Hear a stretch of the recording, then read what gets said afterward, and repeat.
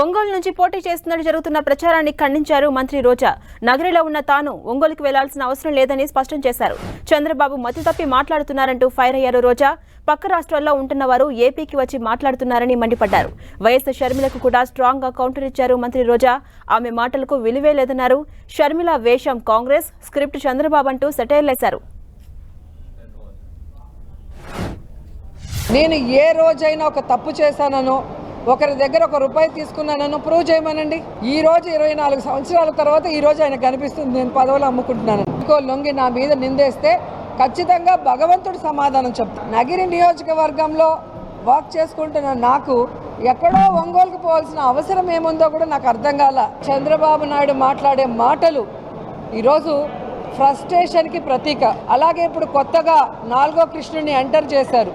మరి ఆవిడ ఈ రాష్ట్రాన్ని ముక్కలు చెక్కలు చేసిన కాంగ్రెస్ పార్టీలోకి ఎంటర్ అయి స్వలాభం కోసం జగనన్న మీద విషం చిమ్ముతూ ఈ రాష్ట్ర ప్రజల్ని అవమానిస్తుంటే